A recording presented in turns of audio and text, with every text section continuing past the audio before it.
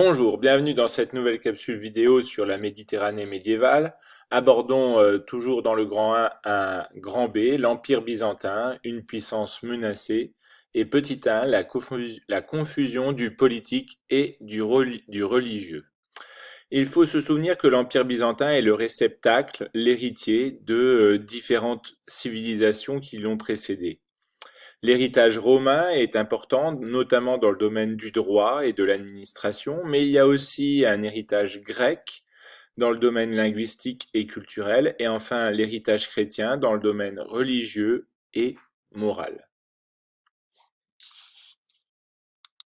L'Empire byzantin est dirigé par un empereur, le Basileus. C'est l'empereur Constantin qui a inauguré en 330 la capitale, Constantinople, construite entre 324 et 338, sur l'emplacement de Byzance, qui donne son nom à l'Empire byzantin.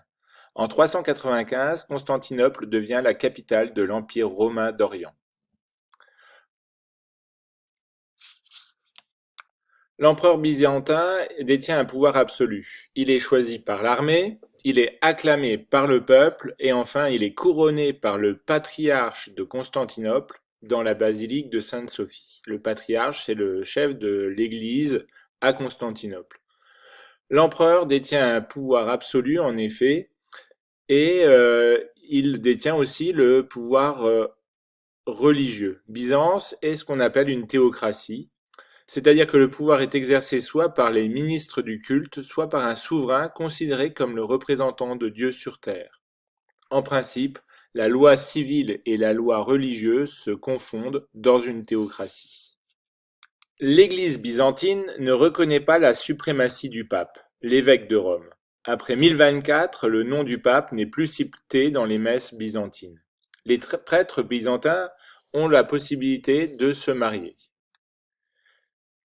Et il y a une place importante accordée aux icônes que les Byzantins vénèrent comme une divinité, une pratique qui est rejetée par donc Rome et le pape. Donc ça, c'était un exemple donc d'icône. En 1054, les églises occidentales et orientales se séparent du fait de leur désaccord au sujet de l'autorité spirituelle du pape. C'est ce qu'on appelle le schisme de 1054. Désormais, il y a une distinction entre les catholiques fidèles à l'autorité du pape, qui sont les occidentaux, et les orthodoxes et l'orthodoxie, grecque, byzantin, fidèles à l'autorité de l'empereur et du patriarche. Les églises byzantines sont construites sur le plan d'une croix grecque surmontée d'une coupole et sont abondamment décorées. Un empire menacé. Depuis le 7e siècle, l'Empire est perpétuellement en guerre contre les Perses, les Arabes et les Bulgares. Au XIe siècle, l'Empire subit de nombreuses défaites et perd des territoires. L'empereur byzantin Diogène IV, en 1071, est défait par les Turcs musulmans à la bataille de Manzikert, ce qui entraîne la perte de la partie orientale de l'Asie mineure, c'est-à-dire la Turquie actuelle. Pour conclure, on pourra se demander quelles sont les caractéristiques de l'Empire byzantin au Moyen Âge